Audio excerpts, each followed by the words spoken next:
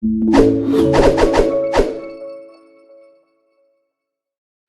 is going to be a StackaBit.com review, an overview of the Blockstream Green wallet app.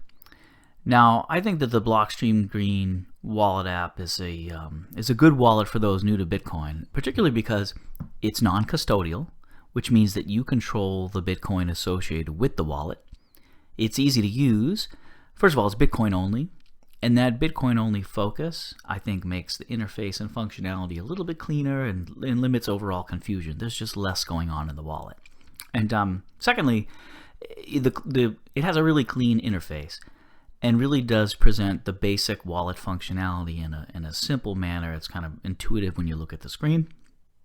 And finally, and this is pretty specific to the Blockstream Green wallet, and it's something they do really well. There's a treasure trove of online resources. If you come to, essentially, if you Google search Blockstream Green wallet, Bitcoin wallet, and then you'll click to the site and you'll hit this Getting Started tab. There is a ton of great resources available for you to review at your leisure and learn more about the wallet and its functionality, and it's great stuff. I wish more wallet providers did this. Once you've downloaded the wallet app to your phone, once you click on it, you'll see a screen like this, but you won't see the login prompt that's down near my thumb. Instead, you'll actually see an option to create a new wallet. Ultimately, that's what you want to do. But before doing so, I advise that you have yourself in a private place where folks can't see kind of what you're doing. And the reason for that is you'll have to actually select a 6-digit PIN, not unlike you would for any particular application, but that'll be the information you'll enter into the app in order to access your wallet on a regular basis. But you'll also have to record, and this is why you have the pen and the paper, you'll have to record your 24-word seed phrase. Now think of this as almost like a master password that enables someone to access the Bitcoin associated with this wallet. And because of that, you want to make sure that no one is able to see you record these 24 words on a pen and paper. No one's able to take a picture of what you've written down. And then you want to take that paper where you have recorded your 24 words and put it in a safe place. Maybe that's a home safe, maybe it's a safety deposit box. But you'll need that information should you ever lose or forget your 6-digit PIN, or maybe your wallet gets deleted from your phone, or you lose your phone, or any sort of circumstances like that where you're going to want to access your Bitcoin wallet without maybe some of the key pieces of information that you set up to start. So that's a very important thing to keep private. Now that we're through that, I'm actually going to log into my wallet so you can see the main screen and we can walk through some of the functionality. So once you've logged in, you'll actually see your main account, which is your main wallet here. You'll see your balance, which of course I have 0 Bitcoin on this wallet at the moment. You'll see an option to send Bitcoin from this wallet or receive Bitcoin to this wallet. And then further down on the screen, you'll actually have a button for settings. This is a home screen, which brings you back to your wallet, and then notifications. So what we'll do ultimately first is we'll actually receive some Bitcoin on this wallet. So once you click that button, you'll be presented with some information here. This box here with the white and the black, that's your QR code. So one good thing about Bitcoin wallets is that they make it particularly easy for you to send Bitcoin to and from one wallet to another. You see your Bitcoin wallet address, which is below here. It's seemingly a random string of numbers and capital letters and small letters, something that you wouldn't want to have to type yourself into an address field. And between a QR code reader, you could simply take the QR code of another wallet, hover it over this one, and the information that's pertinent to the transaction automatically gets populated where it needs to be. Another option you have here is you can actually click that address, and you'll see below it says address copy to clipboard. I'll do that again so you can see it again. Let's see, there it is. So you just click that address. Now it's stored in your phone, and you can easily paste it somewhere else. So what I'll do is I'll navigate over to another wallet, and I'll send a small amount of Bitcoin to this wallet, so then we can kind of see some of the other functionality. I'll do that off screen. All right, so I've queued up the transaction from a different wallet app. I easily pasted my my copied address for my Blockstream Green wallet app into this field here, because you remember I had copied it into the clipboard. I set up the transaction for 25 cents worth of Bitcoin. At the moment, the mining fees and network fees are pretty high to process the transaction, and so a total amount, this will be $1.33 that gets processed. So we'll send it over. And as you can see, it says that it's confirming this particular transaction. And so now we'll go back to Blockstream Green and see if it's when it hits the account. Okay, well now we're back to the Blockstream Green wallet, and you can see in my main account there's a small amount of Bitcoin available, 25 cents in US dollars. Now, the transaction has yet to fully confirm, but it's been recognized with the Blockstream Green wallet, and so it's showing the balance of my account. And this will allow us to play with some of the other functionality of the Blockstream Green wallet. Now, admittedly, I talked about the clean interface. This is pretty basic, right? You have your wallet balance, you have your send functionality, you have your receive functionality, and really that's the core functionality of a wallet app anyway. And you can see it's kind of right there. It's cleanly laid out. There's really very few buttons to press. And that's one of the things that I like about the wallet. I'm going to just show one other feature here by clicking on settings, which I think is kind of a cool thing particularly if you're starting out with relatively small amounts of Bitcoin. But let's see here. Let's go over here to Bitcoin denomination. So you can click on that once you've entered into settings. I'll click on Sats. So now my account balance, when I go back to the main screen remember that's by hitting this button down here, you go back to your main account. Now it shows my account balance in Sats or Satoshis. So it's just another way to view your overall account balance. It may be just easier to process than a decimal with many zeros. And let's not forget that a Satoshi, right, is simply a unit of Bitcoin. There's 100 million Satoshis in every full Bitcoin. And so it's almost think of it as a micro penny to a dollar, essentially. But that's sometimes you'll come across Bitcoin balances displayed this way, and so this might be a way for you to start processing it mentally, particularly as I mentioned when you have small balances. So there's many other features in the settings, but as you're just starting out, this isn't something I can't think of any of these that you necessarily have to use right off the bat, with the exception of two-factor authentication, and we'll come back to that in a minute.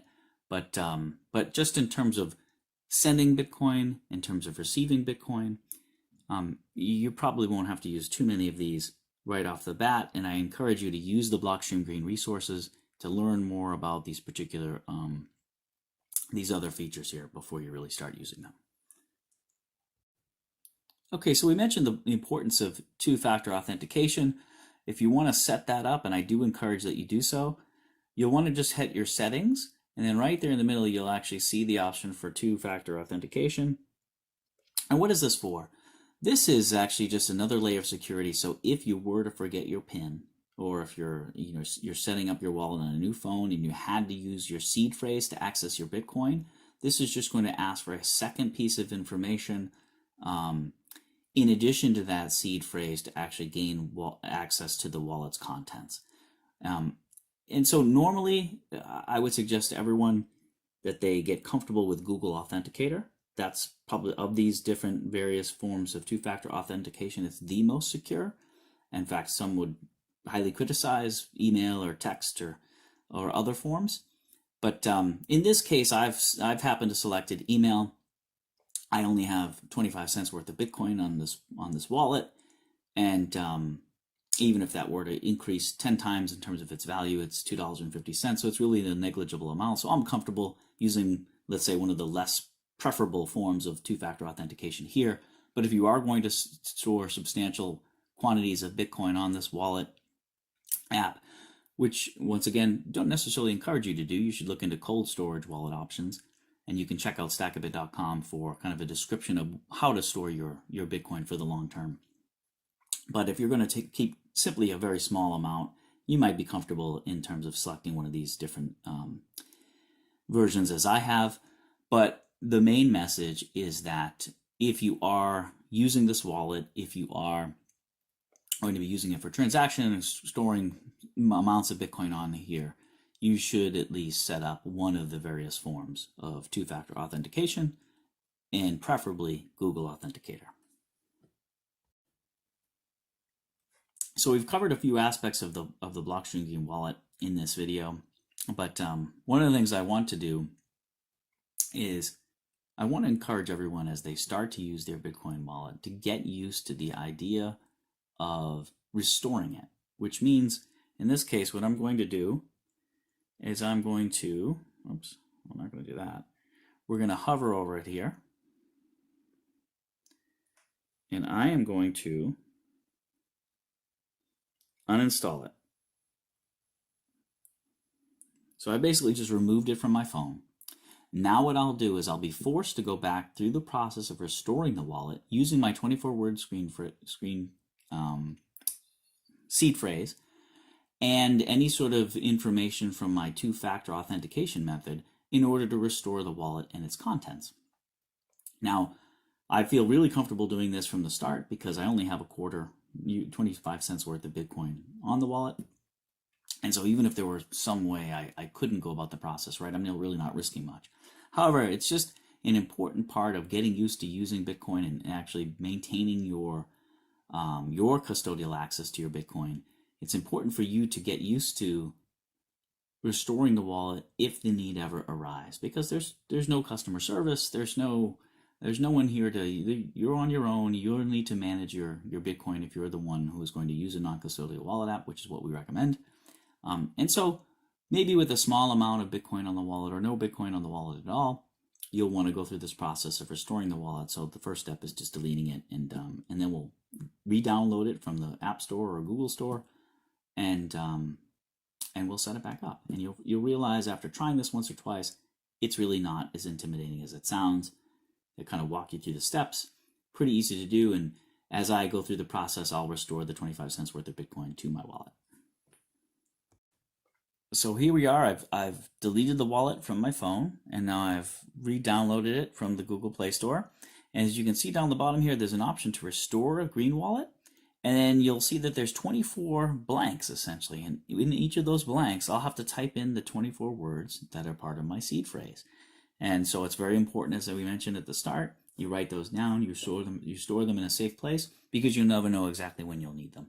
So what I'll do is I will actually type these into the app off camera, and we'll go through the process of restoring the wallet and the balance.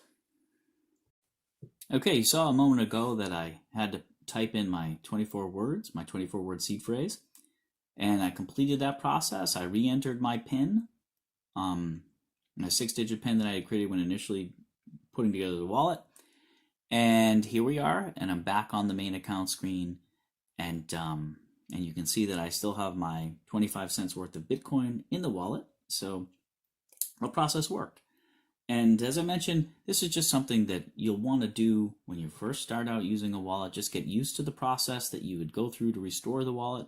That way, if you ever have a more sizable amount of Bitcoin on the wallet, and you happen to lose your phone, and you're downloading the wallet to a new wallet application to a new phone, or you delete it by accident, you're not panicking, right? You've gone through this process before. You understand how it works, and you're simply 24 words away from restoring your Bitcoin onto the wallet. So with that, that's essentially the Blockstream Green wallet. Once again, we like it because it's a non-custodial wallet. You maintain control of the Bitcoin on the wallet. It's easy to use, which is very important for new folks to the Bitcoin space. And as I mentioned, definitely check out the educational resources available with the Blockstream Green wallet. So you just type Blockstream Green wallet into Google, and you can go to the Getting Started page on their site. And of course, check out other educational resources available at StackaBit.com. There'll be different reviews of different wallets, other information about getting started in Bitcoin. And we pledge to maintain that it's easy to read, easy to understand, even for those of you new to the space. So thanks for watching, and definitely visit StackaBit.com.